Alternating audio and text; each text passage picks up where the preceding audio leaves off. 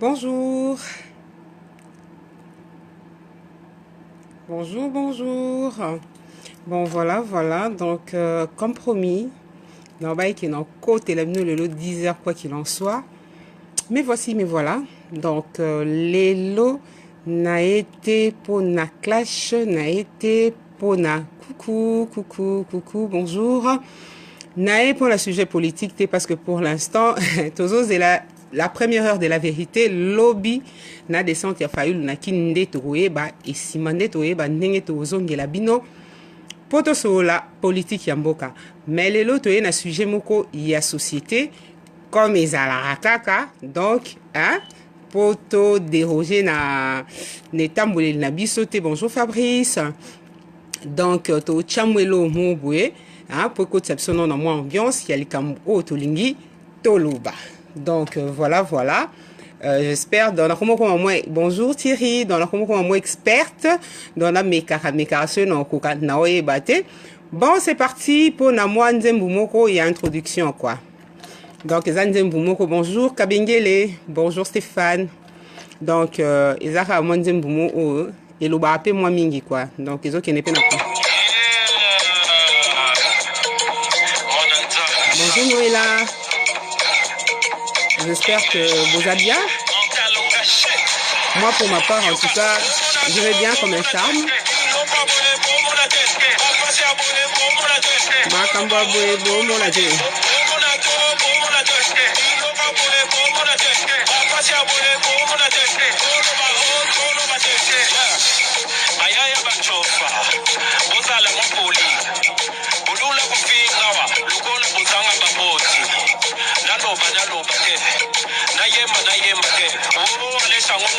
Bonjour Sydney. Salut.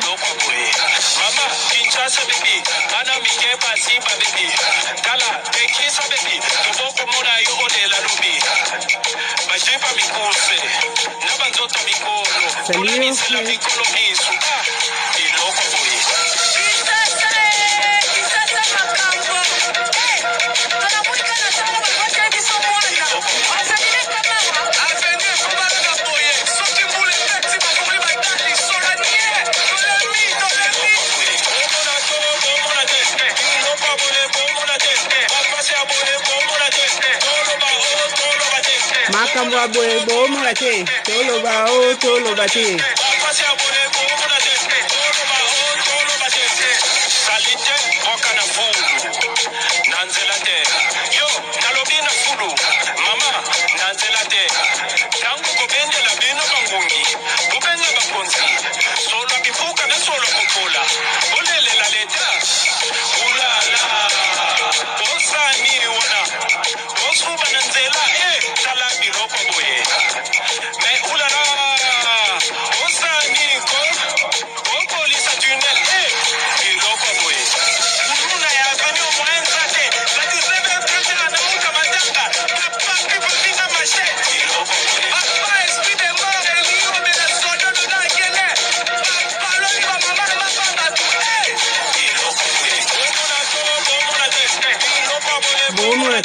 Makambo aboye bomo la te toloba te.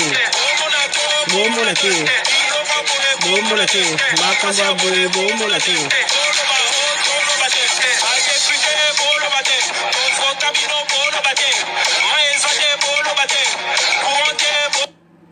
Voilà. C'était justement révolte nanga, coup de gueule nanga lisuna tango yo. Pendant le bamakamboye les kabiente on dirait to mona te to lingi ko mona te to loba te mais en tout cas et pas nangai o nyoso na mona ya biente na kolobela yango. Donc ba obligé muto azala te o azalia wa c'est vraiment de bonne foi et puis eza volonté na ya ozala pour la makamni ni fani alingi aloba. Mais lelo na ko préciser que sujet o eza yangati. Donc ba côté ebele inbox naza na bino na inbox. Mais non, voilà, on est en politique. Donc, hymne national, non, hymne national et l'autre, hymne national, on lobby peut-être jeudi pour na kobeta hymne national. Les lots, ils a fait, fait la société. On parle un tout petit peu de notre société. On parle de la diaspora.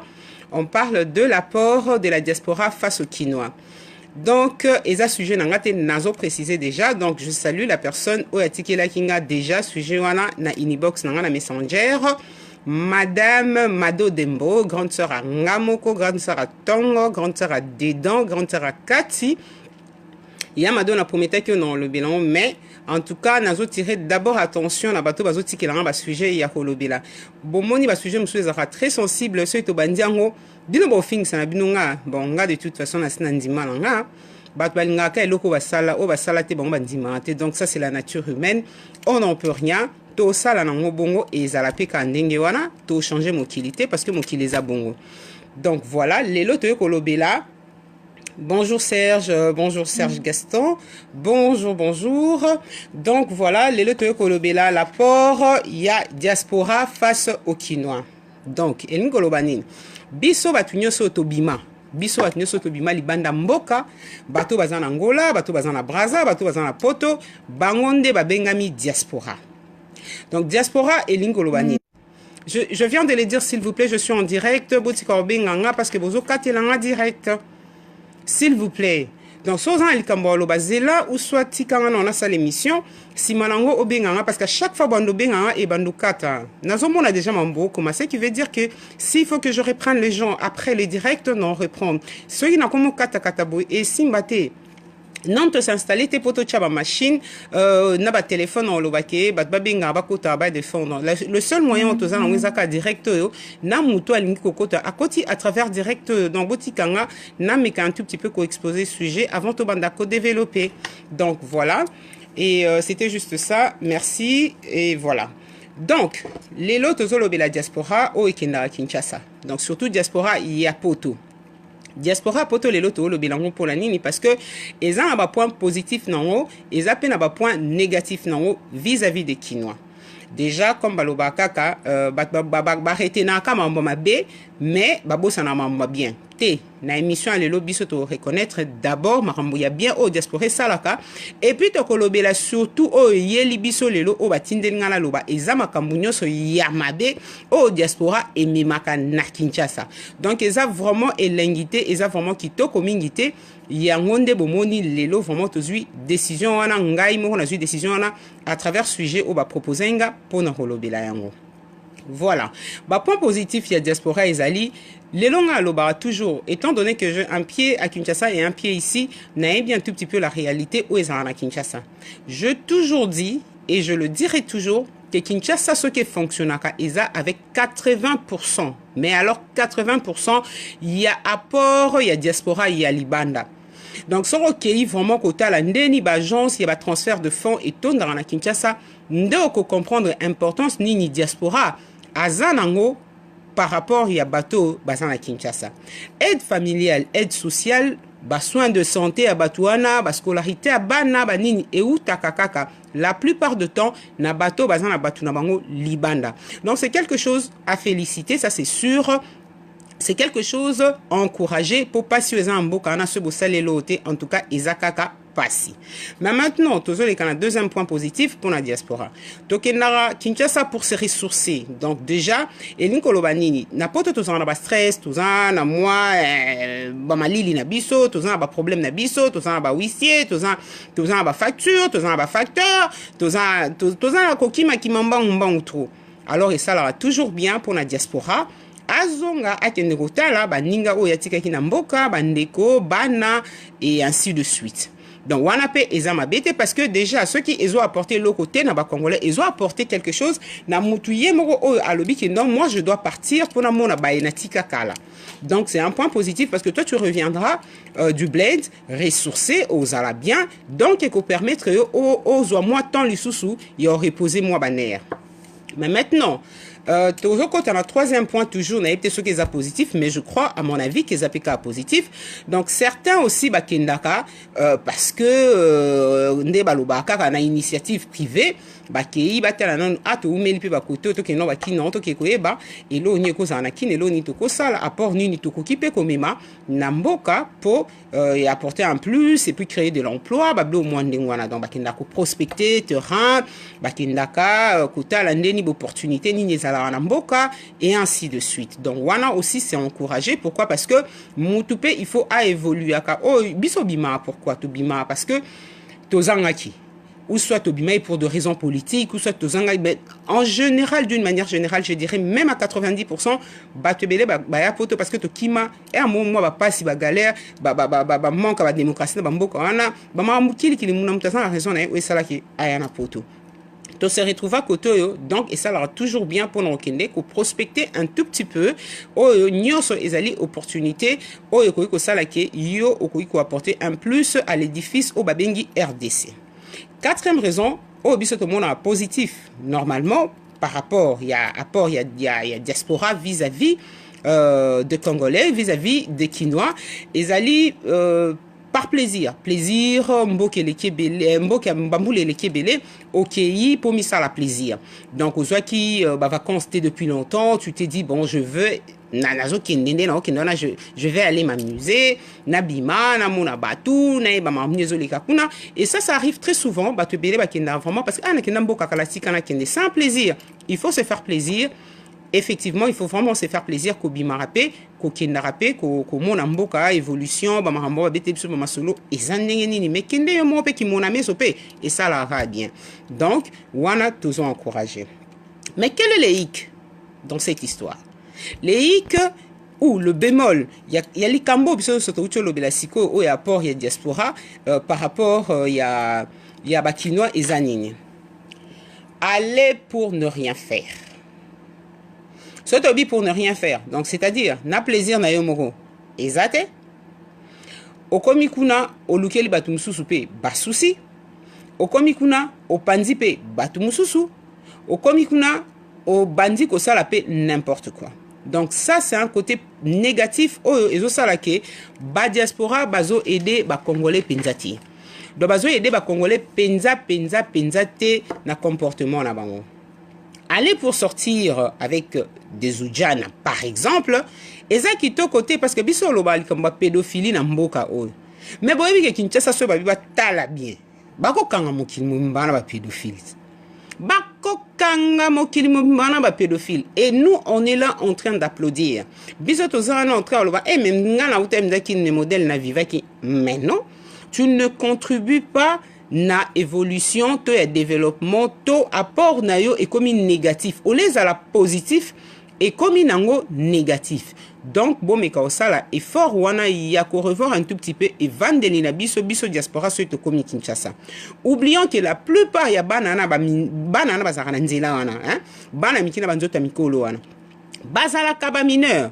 Donc, ceux qui a balobi la pédophilie, kuna balobi la pédophilie, te obosala kana ezala ka pédophilie pour banana bazala kaba mineur. Et vous êtes conscient que banana bazaba mineur. Donc, voilà, c'était juste ce point-là. Oh, peut-être évoqué. Et puis, après, il y a encore cette histoire, il y a déstabiliser. Pour Yamado Penza, alléli, par rapport, il y a loko babengi ko déstabiliser, ko induire, pe ko pousser, battu na erreur. Donc, c'est-à-dire quoi? Eldorado, poto, eza bien, poto, eza namakambunyo so bien, poto, batbala la anzalate, poto, bapesa biso mbongo fele, poto, bana batanga ko fele, to bota ko fele, to sala. Ça, c'est vrai. Mais toujours est-il que to boss en ande couper sa maman pensa réalité, il y a bien. Donc, soit que bino comme la Kinshasa et que vous commencez maintenant à dire des choses comme ça, bon, monité que bon déstabiliser pe mutum so zakini na volonté au lobaki. Ah, et si kanyo so balobi nzamba pesio, et si kayo chema kolo eza et si ka o nzamba pesio. Donc, oko sala effort on met kako s'organiser pour kende liboso. Alors biso to sala ndeni, biso to comment sala ce to comme na Kinshasa kuna to bandi. Okuti mwana batu azana ina 5e a passé 6e des humanités. Mwana na ngazwa diplôme. Peut-être na mutu ya mwana na ezalaki ke akende abanda ko continuer à sala ba classe na. Yo komi comme to zanga eloko lo biso diaspora ce to comme na Kinshasa, yo zoka diplôme ngana o mema ona poto, o mona ndenge poto ezali mais non arrêtez. Arrêtez. Bozo baby c'est la banana vie. Tout simplement parce que moi na kokoti c'est lo mona mutuna e po longolango e koma passe. Bana boni ba baby si ba classe na bango simplement parce que ba la kai ba mon poto. Mais la vie est à partout, vie est à partout, vie est à kaka na pototé. vie eza partout. Même maintenant, il faut tout ça là qui est condition de vie. Oh biso tozo miroiter bango na Kinshasa concernant poto to meka ko sala yango siko po bana wana ba meka ko se prendre en charge à partir à kuna s'il faut les aider to aider bango na sens wana. Yo komi kuna okuti étudiant ya batu abandana mwasi na ye ya mukie depuis très longtemps. Bakanga mutema ba crise banzala ba nini ba vandaka na bango. Yo diaspora oye okomi donc moi si msu yo monité msu yo na poto pe a otika na yo pe baba vina yo ozana ba vina yo a donc ozali na moi si na bana na makambu na yo nyoso. Mais qu'est-ce que tu fais? Tu vas embrouiller moi na moi si wana qui est la fiancée étudiant au anelote o ya kenda classe peut-être makolo o ya tanga na bougie o ya donc c'est-à-dire o ya zo souffrir na niveau mo oboko qui même pas ko imaginer. Mais quel est le plaisir ya yo diaspora ya okoma kuna ko déstabiliser parce que wana za match mo za déloyal. Et ça de loyal, tous en bas moyen mon côté. Mais quand tu arrives là-bas, comme tu as un niveau, oh, comme bétane exéco. Et yozo que ne ko attaquer par exemple. Aïe, na comme si kango tan yamado. Donc ndo linga ka na PC là. Donc na comme si kango. Donc ce qui yo ke Kinshasa, au monde ko na ba moyen. Luka, bafsi bazana bon belé na Kinshasa. O luki mwana mwasi oyo azan engagement te botika basi ya batu tranquille, bana basu wana ba souffrir ebele na mibali na bango, ebele ba boti pe bana na mibali na bango ba esperaka a mobali na lobi okoma licencié on ne sait jamais, lobi pa ko zo msala moko ya bien, si manango ngai pe na koma bien. Mais diaspora sera commis. Donc ceux qui diaspora a commis mu diatawana sera commis. Konyata na Kinshasa don na tongo so ka fungoli misu encore bango la mka na tongo do ami bongisi lokola a ok fete déjà banda tongo ami bongisi lokola ok fete donc c'est-à-dire aye ko défier batu. Et ça, ce n'est pas un bon apport parce que zonyoko la batu ebele. Et zonyoko la batu ebele bat bazo le la na combat diaspora ebele na Kinshasa. Il faut tout ça les lango attention. On moni ba diaspora mususu ba komo kende bazo empoisonner bango, bazo kende ba kale bango na ba kuluna, bazo kende donc ba komi vraiment mal à l'aise na Kinshasa tout simplement parce que ba yebi ko fandate, ba yebi pe ko solate parce que makambo ya modèle wana on ne peut pas l'encourager toloba o toloba te tokolobela yango, ça peut faire mal mais ce n'est qu'une vérité et puis c'est que la vérité qui blesse. Donc, toko senga mibali ya poto o bazo kende Kinshasa, s'il vous plaît. Botika basi ya étudiant tranquille. Étudiant azo nyo koma déjà pour assis sa classe na a subvenir na ba besoin. Ya moi so ya kangaki mutema depuis banda ya bandaka classe na banzala na na makambu na nyoso. Akangi motema pour à supporter. Emso te karangu bato mikate na coin pour à supporter mobile na aux étudiants. Toi, tu arrives du jour au lendemain en claquant le doigt comme ça, hop, aux humains, moi, ça va te comme 20 na flat. Et pire encore, hein, pendant baby, ça vraiment, non seulement ça la terre, en gros, mais je l'ai échangé pas d'adresse. Au qui peut changer d'adresse pour au capé aussi le santé. Bah ça l'andeni. Aïe à nourrir rien à espoir à 26 mois, moi, ça va te limite sur au tiki na zemité. Limite, personne qui a aucun n'est pas la qui était. Bon monde que bablo wana eza bien. Otiki moi ça batu na regret, otiki moi mbala batu na souci, o déstabiliser bango, o aider bango nelo monter. Donc monde te que yo penza apport na yo eza nini. Eza vraiment nini apport na yo. Donc wana vraiment eza eloko moko o yamado alingaki na betelango c'était na betelango c'était yamado vraiment pour na koloba ke batika surtout ba jeune fille o bazana ba engagement tranquille. On demande à ce que batika ba jeune fille o bazana ba engagement tranquille. Mais en plus de cela, na kati ba famille. Tozo aider pe ba famille te. Yon a poto, oyebi ke poto eza facilité. Oyebi bien que poto eza facile ata mukiete. Botika offert miroiter batu.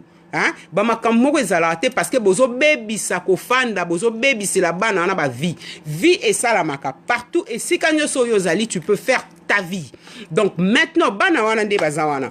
Batu wana nde bazawana. Ils ont droit à kobala. Ils ont droit à kobota. Bon, c'est là, poto tim koni. Bah, c'est là, bino bo beng sabon. Bo beng sabon po bo pe sabon.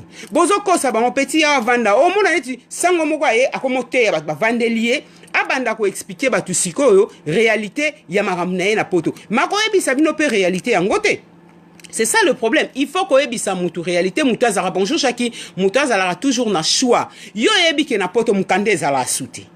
En tout cas, mukande za pati na poto. Ceux qui yo za la moyen ozora mukanda. Yebisa baninga ba yeba pende nini bango bakoyiko so mukanda. Oko yebisa mo yaka o moninde ozabo yo teka blo no ozano a msu muninga osani mo ba faire na o meka. Teka masanga na zali yo kota poto nga na ko ede yo. Oko ede na nini? parce que mukanda tozwaka su mukanda facilement te na immigration clandestine onde ekomi na ndenge bato bakomi raciste wana te esimba te botika kokosa batu liboso ezalaki yo te yaka toluka peti momimo boye aza zemi nsima na to bokosi mundela timbeli mundela changer boule ekomi ke soki déclaration ya zemi wana papa keba okweya na ADN keba okweya na ADN. Donc il faut botika ko nourrir bat espoir. Mais batum souba na Kinshasa na je salue mon ami Didas Liokodadi o penza abandi de rien du tout o asali Congo Solution mon partenaire privé o penza asali Congo Solution lelo forage nyoso na Kinshasa so salami na Congo Solution te bokosi. Mais mon mbalo na bima kutu te kenda ta braza pambate. C'est un Kinois tout fait à botami na Kinshasa.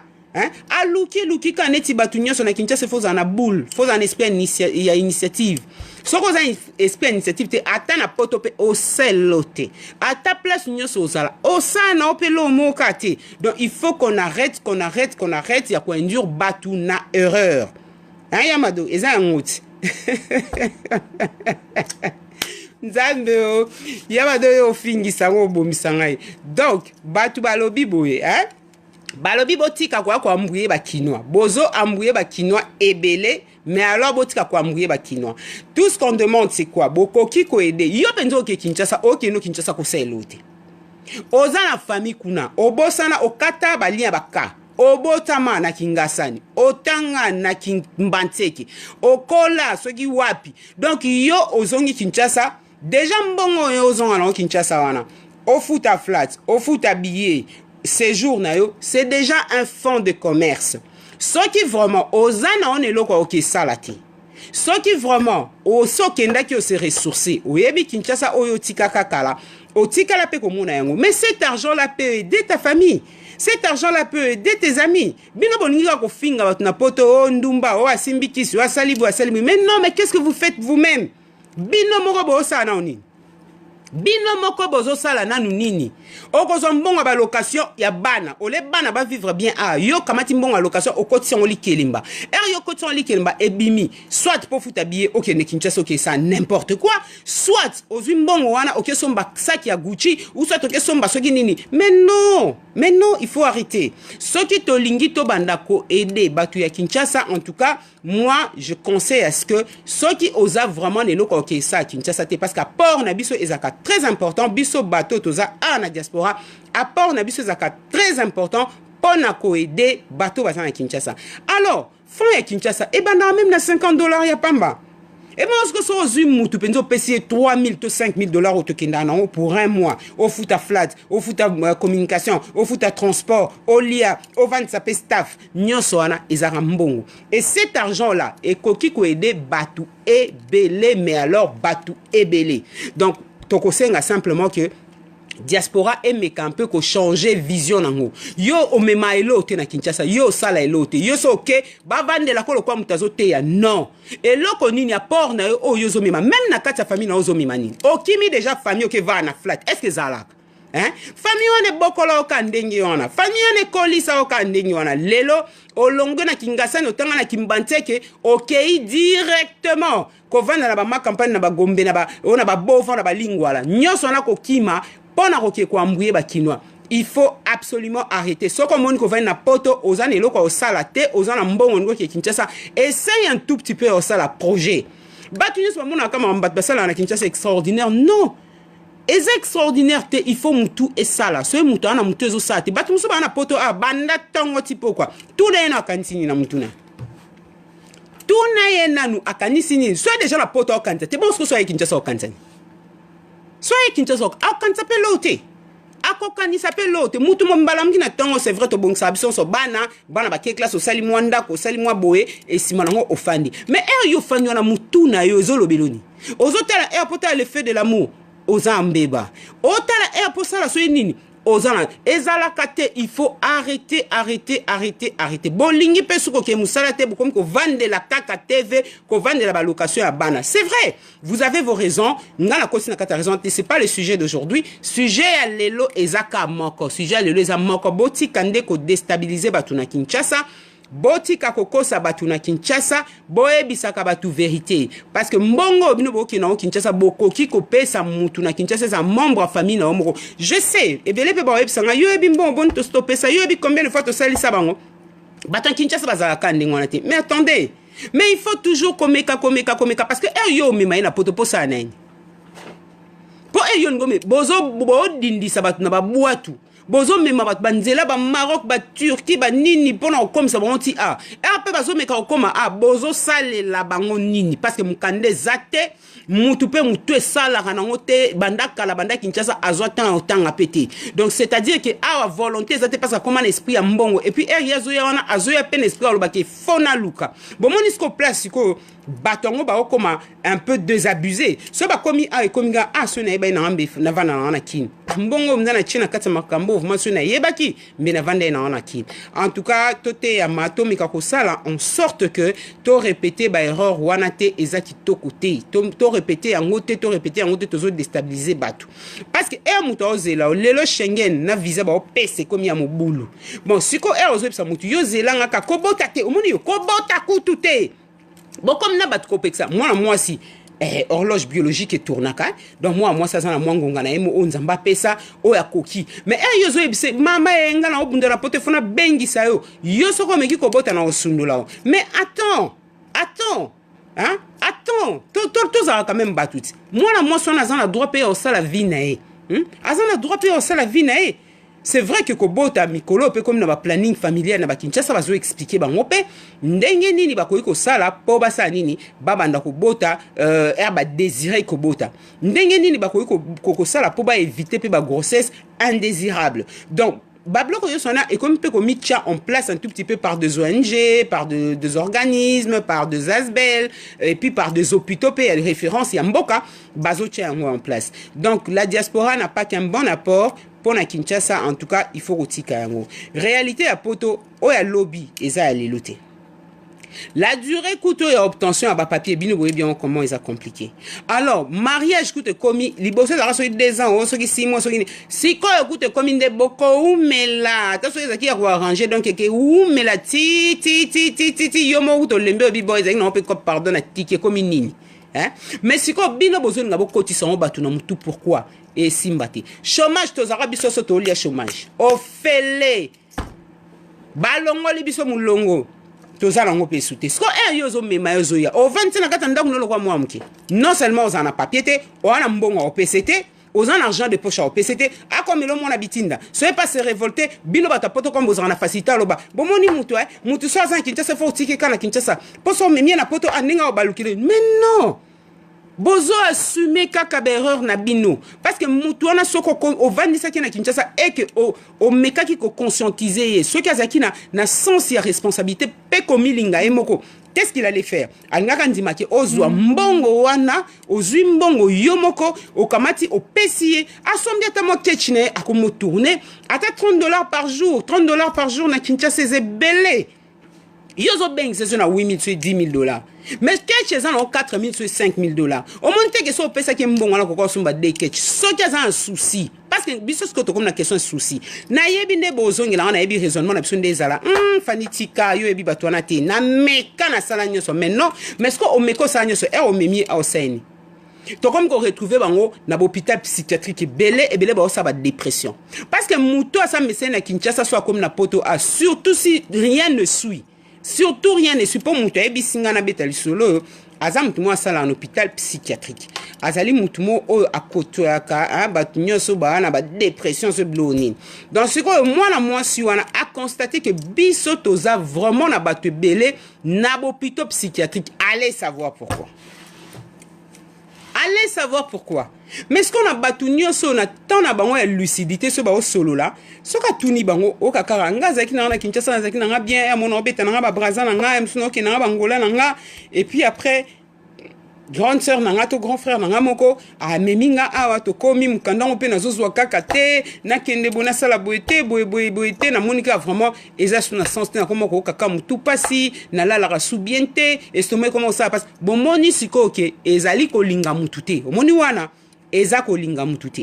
Lelo à partir il y a $500 soye mutu ana souci à vie na ye parce que ça pas obligé ça ça mutu yo papa na été à moins que yo tika mwana o baloba ki nzoko alemba aminu na été. Alors à ce moment là okoki ko banda ko sala même ba parents musu pe to mona pe ba boya e komini na botonde na mimangambu oso koma mukolo soki na pesi mbongo sala commerce okoki ko sala commerce mbali boso mbali papa mi débrouiller maman mi débrouiller. C'est que comme ça nde tokozongisa bango na nzela et non komema batu soko za na nzela ya kopesa mutu te soko za na mukanda ya kopesa mutu te soki en tout cas ezate ofanya za contre naza contre te nakoza contre ndeni naza contre ndeni ponga monde naza anayebi déjà que poto ezana ba facilité na mais pour vivre ba facilité na faut za na mukanda. Pour vivre ba facilité na faut za na mukanda faut za na revenu. Batu kutu ba na mikanda ba pe na ba revenu boyebi combien oh ba ofuta banda kuti ba ofuta ba charge ti bazo vanda na ba condition mo kutu insalubre mais ba na poto mais batu muso ba na Kinshasa na ils n'ont rien à nous envier ba koki ko envier biso tam kete neloni. Alors ngana yo comprendre que diaspora eza peine apport ya mabe mise à part ba point positif nyo soto tanga ki ne bandeli ya émission ba point négatif e kolika en tout cas ya mado na lobeli yango parce que sengainga et puis na ebike oza concerné na kata likambo pe makasi toko senga bino bo revoir un tout petit peu façon na bino ya ko vanda na diaspora ya ko sola na diaspora arrêtez bat bazo kufa ebele na nzela ya Maroc ya Turquie arrêtez boyebi bien que racisme eza makasi ba lingi biso awate mikanda bazo pesa lisusu te ba chômage bazo bengana biso awa ndenge zane komi compliqué botika ko bebisa ba vie ya bat bo promettre ba monde de merveille. Botika ko promettre ba congolais ba monde de merveille vous êtes incapable ya ko pesa bango biloko bo promettre bango. Donc arrêtons un tout petit peu soki ozane loko ko sa na Kinshasa te ole okende ko futa mbongo po vandisa batu o banda koyoka ba souci ya batu alors vanda na ona poto ozane loko mozo mema na Kinshasa te alors fanda soki olingi osali sa famille na yo. Alors à ce moment-là, mbongo yozo futa wana poke na Kinshasa pour ne rien faire. Alors à ce moment-là, zwambongo wana pesa bango basa la commerce et c'est possible. Parce qu'à Kinshasa, avec même $500, c'est un sacré coup de main et ça déjà font la commerce. Et bon, ça pèse $5,000. Donc ça veut dire que moutou wana kutu ako signé na epé Chine aventure. Hein? Donc ça veut dire que moutou wana pe ako fungula dépôt sima na epé mouné na kompe distributeur. Hein? Ça veut dire que Moutouana a connu que Zoapé, moi, dépôt na masanga, sel pe terrasse ne pe yamoune, ne pe comme côté les mbongo. Donc, yo, okende kuna, yo, obani web sabango, te yo tanga classe, so comme la 6e, ngamo na obengo université na poto. Université na poto, qui a coup? Université na poto neloni. Neloni, parce que yo mukanda, oyebi bien que ce moutana mukanda na poto te, aza malheureux. Yango bo komisi ba congolais, ebele na bo pito psychiatrique. Likola ba promesse na bino ya lokuta. Donc il faut qu'on arrête un tout petit peu to aider bat passant à Kinshasa, mais to zala quand même na moi bon moto wana ya koloba ke non, ngai na koki na ngai ko sala ebelete, to ngai na sina salela ki bino bele po bat Kinshasa pe to ke pa to songi pa ba on pe ba ka. Ouais bat Kinshasa, baza baka ba na conscience moko OP et comme liboma. Donc moi je comprends l'attitude pe abatu. Ah na si ça peut karal kamon na kanram te mana ko tsepe ka poto maramon pe sila. Hein? Na ko tsepe ka poto maramon sila. Mais le problème est que maramon ko tsamtu poto maramon sila zate boyebi ki en ce net moment c'est la mauvaise période. Kokoti samtu poto te poto comme kota na ba mama o ba koki ko sala musala batiki bana ba yo ozui mama o memie na poto otiki bana na na Kinshasa. Est-ce qu'il y a un sens? Ozui jeune fille azana bana na emi baleto misatu. Ozui ye omemie ye mokutu akoti kokosopo ayi ya poto. Matiki bana ana sachant que ujane zana poto na Kinshasa wana luko elo mususu. Bana bazobe ba partir ba 11 ans, 12 ans, 13 ans. Mais siko yebisan yo zo rendre service na ndeni parce que ye azom kanda lobite, azom kanda lelote et ko umela surtout en ce net moment. De yebisan asko oede nani. Si qu'on se a tout ni opé, oh mais nga la tika ki bana nga bana ngefo batanga opesa moi quelque chose comme mais yo nga place na mema na poto bino quand c'est poto ngezandeni poto za facile mais maman monte que au début de jour ça les calcule mabe au début de jour ça les calcule mabe yo zui moi si azana bana na ye atiki bana na Kinshasa yo memie na poto ozelani. Il faut assumer ma responsabilité wana. Et ce qui yo zoka tampo na obengi sa maman wana akota jeune fille wana tiki bana na e. Et moi ce ko mkonini yo obenga bana. bozo déstabiliser, bozo komisa bana ba shege, bozo komisa bana ba ujana, apport ya diaspora eza mabe, to revoir un tout petit peu façon na biso ya ko aider population, façon na biso ya ko aider ba famille, façon na biso ya ko sale la makambo parce que eza normalité. Moni, eza normalité. Ah bonjour Kadil, bonjour. Donc ça va. Voilà. Donc ezali normalité, il faut vraiment tomekako changer. Et deuxième point Zanine. Yo ozu mwana mobali oyo aza na famille na ye. Hein? Oyo aza na famille na ye. Baloba te. Donc, oyo aza na famille na ye na mwasi na bana. Yo memi awa. Oyebi bien que ba condition na ye ekozala rempli tout de suite te. Mais yo memi a otiki mwasi na ye. Sikoyo bakoyiba mwasi na ye kuna po Kinshasa za mboka otika mwasi ta zilaka yo. Bongo siko soki mwasi na ye pe balingi kuna ye pa moni ke mutongo banda yaki koto elote. Po mutongo pe koma a chômage ezana nu pete mukande za pete matiki mwasi na bana kuna vous attendez à quoi? Vous vous attendez à quoi? Mutono koma malheureux bando benge ba komo yebisa omoni mwasi na okuta koma otambola mwasi na okuta koma boy mwasi na koma boy bana kutu et ça le peut bien te mais yo pe awa papa poto ngoka yango ngai poto omoni poto est-ce que ça vraiment normal? Botika okotsa batu na bopito psychiatrique botika osala batu pasi bo meka ko revoir, il y a une façon de revoir un tout petit peu façon na biso ya ko aider apport na biso autoko ko apporter na population. Donc to meka na ba famille na ba ninga.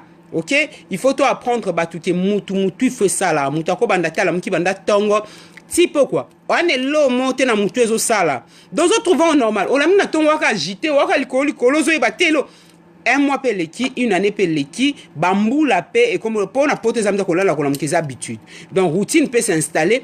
Au comment mon agneau c'est normal. Te eza normalité, tout ça l'effort wana to meka ko changer par rapport ya ndenge oyo bakoki ko aider ba ninga na ndenge ya bien. To pousser ba jeune na biso na ba classe. Omoni yebisa lo ba papa omoni classe. Ba Tshisekedi ba komo ba Tshisekedi wana ba yara potote papa Tshisekedi atanga pe kana mboka wana ti na époque ba belge bien sûr mais pour vous dire que lelo pe ba konze belé ba na kata mboka wana ba tamine ne belé ba na kata mboka wana ba bima pété ba misala peka kuna. Donc la seule chose à faire d'abord au début soko tika ndeko utika mwana utika yaya utika nani fait en sorte que batanga parce que loko leki éducation ezati et loko leki kotanga maele ya mutu ezati. Donc bon meka ko sala en sorte que bana wana bazala quand même na bolingo ya kotanga po lobi to yebi yangote. Lelo to komo mona ba komo zongela ba classe ya kimukolo. Hein? O anga chali baya bo ye wana ke zongela classe. O anga sa ye wana koti luvanium. O anga sa ye wana banina yese. Non. Botika bana batanga parce que to yebi ki na poto na minito to zane sika to opesa mutu te parce que si te zate. Mikanda ezate. Hein? Bozo comme ça ba malade psychiatrique botika bango ba osa ba dépression bo aider bango à partir à Kinshasa mutu azana vie na eko déstabiliser vie na été meka ko aider ende meka ko ebisa ke azana esprit et initiative a meka ko entreprendre quelque chose te yende pour comprendre et non comme ma mutu na poto pas comme moumbu na yo non ça on refuse to ko telemela yango eza kitoko mingité. Alors, tous ceux qui appellent sous que bon pousser bango ba meka en esprit à innovation. Hein? Ba meka ko innover. Hein? Baza donc l'esprit rolo. Ba chino ba ka mboka na bande ko nzambe. Hein? Chino zo kota mboka na ne lokote. Indien zo kota mboka na ne lote libana ne lote. Mais faut mon ndenge bato na bazomi sala. Hein? Chinois zo lelo na Kinshasa 3 mois ke mona chinois no mona kangbango e funga misukuna chau e funga lisukuna elomo e funga dona ebiso ba partout ba oteka nyoso kongola zo salate nyoso kongola ngo salate chinois salang nyoso oyo no talaka manyoko kutu na nguba ya biso moko angana kete ka na marketing mais chinois zo yango sukoli yango propre mo nga ba sacha pa pambo mkem ki ona si akati yango benza propre china ba nguba ba sukoli de ba kangi na sachet. Chinois au tek en plein à supermarché, vous vous rendez compte? biso pe loko ba bololé toke ko somba yango mais siko biso mosko ba kino o bana Kinshasa mais comment est-ce que bango bako tala ta baninga te so biso eza un esprit na biso te ya ko innover ko soit ba initiative to komeka ko entreprendre quelque chose mais total à to soit exemple et pas ba chinois wana te et pas ba libanais wana to ba indien wana po chinois zo à des kilomètres mboka na ye do auti na musika aye akomi a étudier bisonanu si malongo a bani ko sala en sorte que à comprendre faiblesse na biso zani ni makas na biso zani faiblesse na biso za masanga faiblesse na biso za miziki faiblesse na biso za ozalibanda faiblesse na biso za olinga basi faiblesse na biso za koninga mibali faiblesse na biso za dans le kuta en général nyonso ya mabe hein donc d'être se spécialiser na kati na bato apoto na bato Kinshasa biso sondemo to se spécialiser na kati donc yambi sanga sko yo mutozo utapoto pose la neti mo exemple yo mutozo utapoto pose la neti moi mutu mo oyo aeko ko apporter moi plus parce que yo bima libanda babi voyager c'est s'enrichir un tout petit peu donc na esprit déjà soko zongi meka ko vandisa banana meka nanu komeka ko conseiller bango dans le sens où ba meka ko mise en charge et non ko faire miroiter bango poto ya sunelo te botika bana ba vendre tranquille.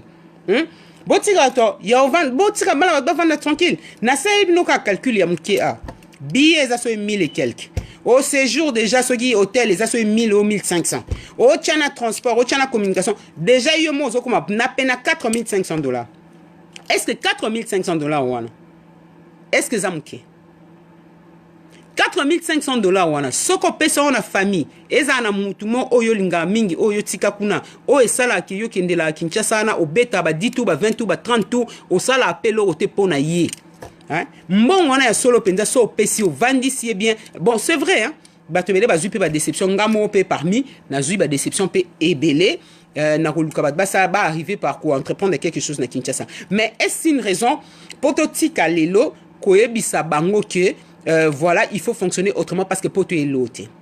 Biso siko tozo tele milande campagne wana bo sala ya poto wana to linyango lisute campagne wana eza campagne ya mabe yonga mambo poto yo mambo poto fanyeza la kana poto tikala na poto bokosi ya mbalo mambo poto Naomi Moti na Kinshasa ya poto Naomi Moti na Kinshasa pour nous expliquer ba tuki bo monde zana bo banda ba vina bino a so nzambe à permettre yo oya poto oya poto ce qu'il faut bala ce qu'il faut bota ce qu'il faut sala nini sala na nu vina o esika o mukolo nzamba ko pambola yo poko ta poto okokota poto oko iko bloquer vie mobimbate olobaka ki na bloquer vie pona kota poto obebi sa vie bato bele ba sala ba mbongo na Kinshasa na sans ke ba ya poto bato bele ba comment okende ba Chine ba Dubai ba Inde partout sans pour autant ba mona ta poto na miso bongo yo siko salani yo bo mananyango po yo koka ko sala mambo wana te donc tu peux le faire. Tu peux le faire ndeko mwasi ndeko mobali boyo kanga bo solde ba vie na binote na kolkanzela ya poto li pamboli na o esika ezaleli yo yebi yangote. Tu ne sais pas esika nini li pamboli wane ko utila ce qui est uta na gauche ce qui est uta na droite et msunzela o yozo persévérer na nzamba beza yote biso soto sala mapoto le kanzela mote nzamba yebi esika nini o ya chaka maboko na epi na ngonga nini ya chaka maboko na e. Alors bon mais quand ça la penza mais moi confiance hein les na na côté parce que côté ya penza pète au côté hein donc voilà quoi. Bon voilà donc na sengi simplement na si c'est déjà sujet au sujet ya Mado Dembo donc ya Mado il fallait na lobelango na lobeli yango j'espère que c'est peli et j'espère que bat oignon so ba yo ki tous ala un peu sérieux tous ala sérieux to lo ba vérité to e bisa rapé ba tout vérité il y a esika o to zaleli to bombila rabangote et puis voilà et puis toi encourager bango to edaka bango pe parce que ceux qui osent la moyen aider pe moninga ngai pe munazolo baboye il faut na aider bino pe fobo aider mutu oyo bomoni ke azote patepa bokoki ko aider un petit $500,000 et ça là toujours bien et ko pesa pe moninga fond abandi atiki pe tranquille bambongo to tinda mikonyo c'est ça pour nos aka mutama be et ça pour nos mutama be ba dépendre na yo attention ça mona mukina famille comme le quoi chef de famille simplement parce que ça en a poto au sala ba transfert. Non. Tomeka simplement ya ozongi sa pendule à l'heure. Tomeka simplement ya ko pousser bango. Ba meka ko sala quelque chose pe na Kinshasa. Ba banda komi sala déjà na Kinshasa. Pour un jour, ce ba komi a baza lo kwa ba o bazali ape ba o sa appelle loté. Yo yeb sa na ya po yo mo salani. hein bino be bozanga nde ba réponse au pesa bato yo mo yebisanga na ya po yo mo salani non vanda na place on nzamba poneli yo sala makambu na yo place okoki ko sala makambu na yo hein nzamba ko simba peka batu mususu mitema bako ede yo. Donc c'est comme ça que ça se passe. Arrêtez ya kolala kolamuka kolota poto yasune lote mukanda ezate chômage ezate so ba web semino vectete ba kosi batu mususu ba na poto aba ose la courant minimum batu mususu ba na poto aba ko futa ba facture te pour vous dire que poto eza facilité batu mususu ba na photo a nde bazana ba kuta na ba adresse lisute. Donc, poto est à facilité. Qu'on arrête de déstabiliser Batou. Moi, je suis contre. Yango nazo senga ke diaspora ou alingimboka. Ameka ko aider mutu. À partir de sika ya zaleli. A aider mutuana. Pour mutuana ameka ozana stabilité. Abandon ça la vie nae. Soraza mutu maele. A multiplier mbongo oba opesa et pour arriver à quelque chose. Soraza ne zoba zoba. A perdre mbongo. Mais nous, on n'est pas là pour te bandela kalika moko. To sali le lobo to bandeli. To sali le lobo to bandeli. To sali le lobo to bandeli. Non, c'était juste un conseil. Oyaza amateur akoyoka ayoki, oyaza motema rondima andimi, oyaza motema osalela asaleli. En tout cas, vraiment on a osenga simplement to changer. Biso bana poto to changer. Et en plus de cela, na koti moi sujet moko ya mukeka vite fait. On a koloba ke congolais à diaspora, il faut à changer tout simplement parce que to komi ridicule na kati ya avion. Toza d'abord ridicule na aéroport. Toza ridicule na kati ya avion, tolobao tolobate tolobelango. Tokoki kolobela yango ka parce que ça ne fait pas la fierté des Congolais. Place nyo ce Congolais oleka. Il faut to finga maka yango ekomini. Yango ekomini. Bino boyebi ke soto sombi ba billet. Bato ba 23 kg bazali, bato ba 25 kg plus 5 bazali, bato ba 10 kg bagage bazali. Mais un mundela ebiso ki za 23 kg. Mais arrêtons un peu. Hein? Ça la bagage non tu as 23 kilos. Et mon la salle au coup de faveur à sur 23 kilos plus 5. Donc comme n'est pas 27 kilos. Mais ça la 27 kilos na yo. Bon comme l'aéroport le quoi ba sendi aéroport international à moneno bateau belé que mon akama mo salama place auto sala checking. Hein? O salama place au diaspora Congo et sala checking oro kana motema passe o ki na soni. Hein? O ki na soni. Ozo mona mutu afungola bagage na biloko na intime ezo mona ka pour 1 kilo nandeni hein pour ni biso to kotoko za na dignité te bo pour ni ba congolais ba na lolendo te lolendo zaka pakola produit ya cham maquillage to lolendo zaka yo lata costume ko lata combo mais za nini yango hein koyo kisa yo kisa batu soni boye yango diaspora za nini o mona mutu mo makomika na aéroport anjo lata bilamba lo kwa mutaliboma alata omabe abaksel kwa omabe mais erozo salango mindele bazana ba otala biso ba otesona bazana batala ka biso mais ce que zo mona tiki to bimalo kwa batu mo mitu salati hein bon respecter biso ndeni yonga comme na kata avion mono test ndinga zo traiter ba congolais okina ma poso zona otesa no betail mais un moso zongi sima otali mama otesa oloba ane pe na raison ah, ça a raison. Arrêtez à refingi sabat. On a besoin que image un peu, il y a Congolais na poto échanger. Image il y a diaspora congolaise et mes capé au changer. Bon, l'ingi changement en boka mais boba non pe sikaboza. Boba non sikaboza. Okole qui ça va peser loko ba ebiso que ça déjà 23 kg ko bakisate. Yo komi kuna katikati, ozubi loko okoti sisu na kati au fin. Okomi na oli boso kuna ba bloquer tikali kuna. Osaini. Osali nini? Hein? Au salini et quel est ce truc là peut aux alongo biso ba congolais au l'attaquer la mbana pour voyager au komika ekaba comme balobi on va atterrir papa babu na avion o basani bino na boba nikolongola longola bilamba kolata mais pourquoi nyoso wana au monde bablo to lo ba kia port ya diaspora par rapport à Kinshasa ya kitote pona nini nyoso wana hein c'est comme mon ate boté sur la batala biso no ba otala ba lo ba mais finalement za nini yango faut changer congolais malamouté congolais a bien te diaspora faut changer balobi 23 kg na aéroport et ça 23 kg na aéroport hein pour ni ko ça va tout soni bon o ko respecter te kaka biso ba basa ba congolaise na ba papa ba congolais to sala mambona pona nini nyoso na ba ofinga finga biso kaka o ko mona ba place mususu na aéroport mutaye na bagage ni chui allez étiquette. Bon voyage.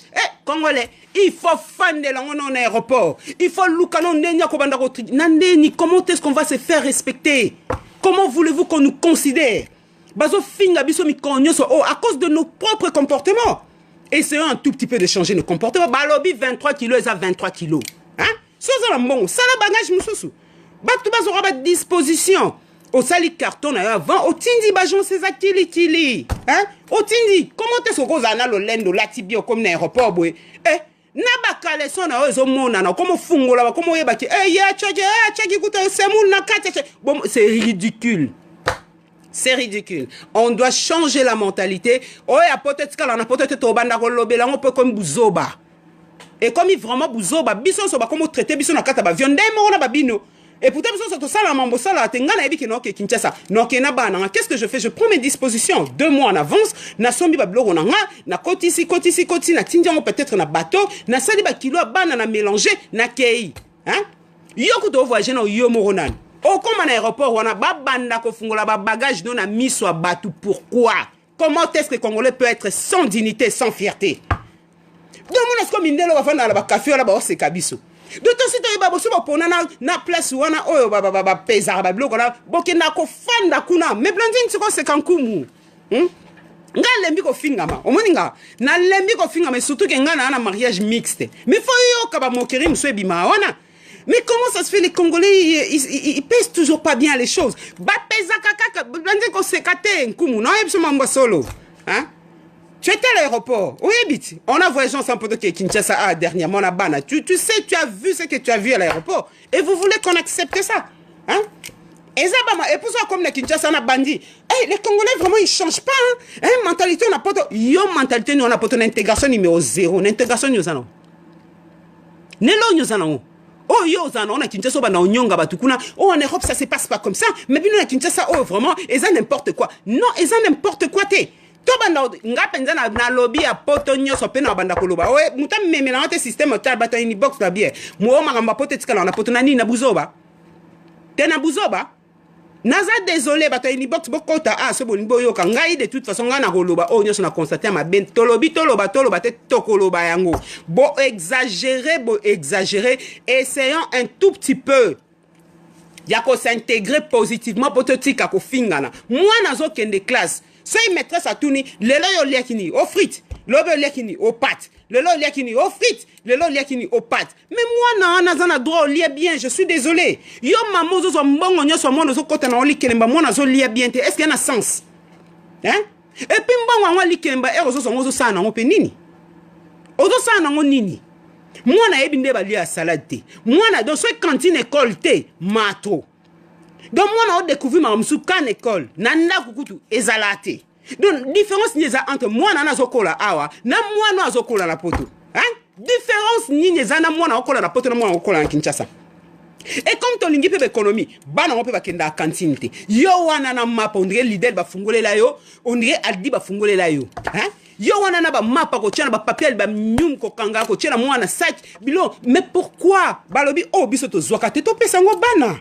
Hein? Okoza mota ma beti na niveau na bopo na ba na yo moro. Non, na désolé. Nazali désolé. Il faut te changer mentalité, il faut te en la façon à ko vendre la OEC. En tout cas ngai. Bozela to fani mamba pote tikala na poto nako bandolo ba nyanso siko parce que to lembi pe ko finga maliko na bino. Mwana bando kanga ke suki na septembre. Mwana okanga mwana suki banda septembre. Okanga mwana suki to komiti na novembre octobre mwana akana suki ya mesho okanga esali baba o babenga oni baba ezanini nini o baba tchako ba demelante et c'est s'entremêler na kati sali mi piko sali salité mwana na tongo zo tika okende classe. Mais comment veux-tu que ba respecter biso? Comment veux-tu que ba respecter biso? Mwana zola muka passer même pas gant elongi hein? Mwana zola muka pakoli même pas mafuta elongi pour que classe. Mais yango yo maman ndeni papa ndeni. Oh diaspora, comme appena Kinshasa yo mutu. Est-ce que simba li soute to banda ko dénoncer bino en tout cas nga penza ndena aboy. Nga comme na penza charger so ya rufunda bat non do funda na. Comme penza comme excès. Et comme excès to tolérer yango soute ça fait mal au cœur. Hein? Ça fait mal au cœur. Ça fait vraiment mal au cœur. Hein? Bon meka kozongi sa bana na centre ya ba intérêt na biso. Bon meka. Donc c'est-à-dire yoku ndeza na kaya mwana oyebite. Oyebi kunde mwana na mitangela te vous vous étonnez mwana oloba français mais c'est normal oloba français botami a français za luxe te na poto c'est pas du luxe so biso kuto oloba ngo boto ezakutu o ba benga langue natale na biso te a combien plus forte raison mwana okuta botami a na muto la na nzela loba ka français yo monyango spécial pour la mwana un enfant qui ne sait pas écrire hein et là on y est préparé pour la mwana déjà va faciliter au foot à presque l'eau qui na classe comment est-ce que tu ne peux pas yo moko vanda et saliba kumwe et saliba lox pourquoi imaginer et saliba lox na sekando sur la racine hein ah non non non non ça fait mal au cœur n'engala lobela sujet il y a diaspora na lobeli sujet diaspora par rapport y a port nango na lobeli sujet à bana parce que ça me touche énormément ma comme tozo mona en tout cas eza kitoko mingite ezo fingi sa biso bazo finga yanga ngoke zo mwana na ngate so batunyo so babimi. Malgré que tu as une école de village, hein, dans Nazarana, elle est la seule école mais na lingate. Pourquoi? Parce que ce on dit il faut pas le contre biso. Alors tu peux ça un bâton pour bêta biso pourquoi? Parce que ce qu'on me mis moi na modèle ou na ebo bimana tabango ba lo bakuta ba komo. Encore un mindele. O epel pe bonjour. Mais basi ba tolio penza na seme na ndemoko ya mukete. Botika ko fingi sa biso toboyi yango il faut maintenant to défendre honneur ya ba congolais. Ozo voyager ba lobi 23 kilos, sala effort peser 23 kilos na yo. Sala effort peser 23 kilos na yo. Hein? Soko senga po test ba lobi soko sombi bien na o matin avion.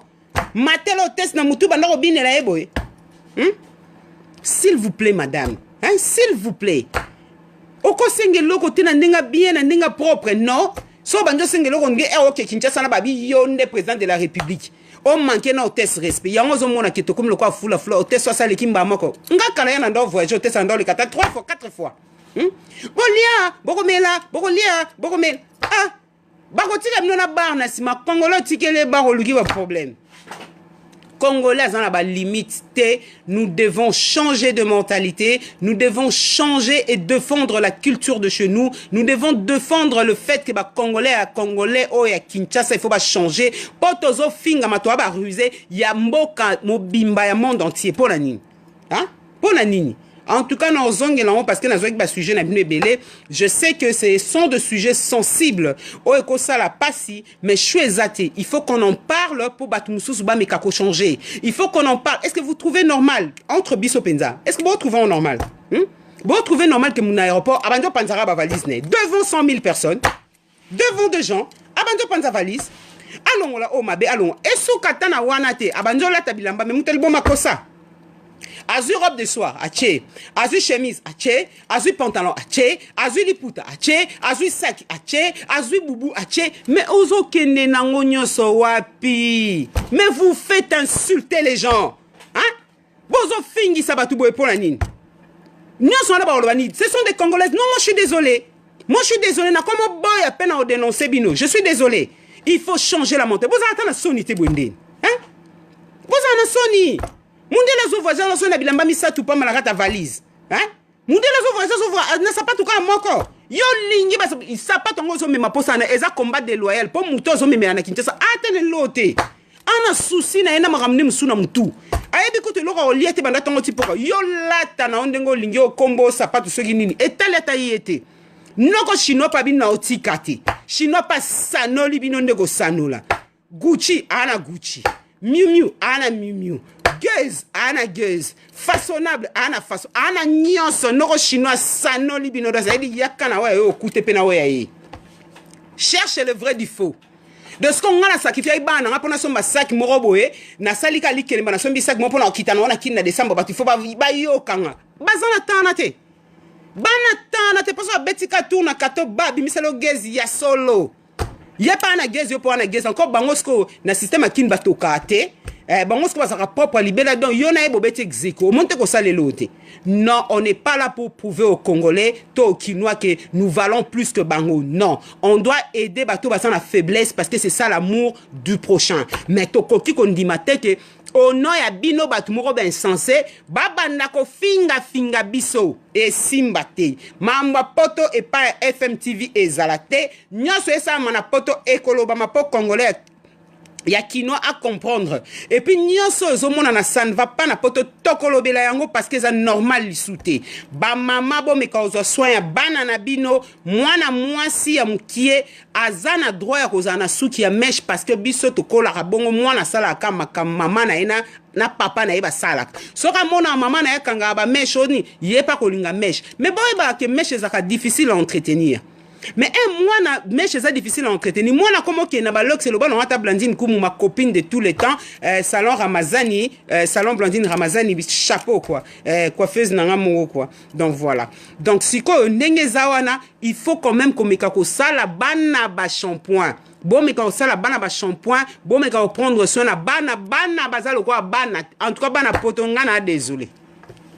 Otali mna ba biso oh moi la poto. Obi mais c'est pas possible quoi. Moi non, l'État zo kanisa. Moi non, l'État zo paie ça moi quelque chose. Mais non, je suis désolé. Hein? Tout n'a qu'à moi na. Est-ce que moi na ebi sorte ba fromage ni existant. Moi na ebi en tout. À part gouda ouais trancho ba tchela ba on se c'est en tout cas pardon botika boyeko. Botika boy c'est malheureux. Botika boy boza ba boti ya bien, boza ba botu ba lingi bana na bango, boza ba botu ba lingi li bota na bango, boza la pe ba congolo ba mi paie sa valeur. To mi paie sa ka ba valeur, to se faire respecter, bo ba ko respecter biso so ka ba ngane tingande na bunga pinza ngai. Nga. Hein? Na kata mile minde na mema ba olikolo. Ndena mema ba likolo. Non mema bino likolo parce que na bobo sakananga. Na bobo sakananga. Hein? Na bobo sakananga. Parce que na isolé. Blandine na isolé. Non dit makoute. Mais ce que comme on dit mundele a comme le quoi nzambe to fuka melaki nandeni. Nandeni. Et simbate. Et que simbate na boy mundela sakananga babi 23 kilos à l'aéroport, je mets 23 kilos. Et puis, c'est compliqué, on a compliqué. Parce qu'il y a des gens d'infraction. Il y a des gens d'infraction. Ah, madame, poussez-vous là-bas avec vos bagages. Il y a encore des gens. Oh, comme il est ridicule. Des gens commencent à te parler mal. Mais vous changez de ton, madame, et vous me parlez autrement. Déjà, nous avons hein? De ce qu'on dit, comme na checking, basala, net basambi, là-bas, pas qu'on la cabasse sur ma foute, pour pas l'excès de kilo, là, bozo sala soni.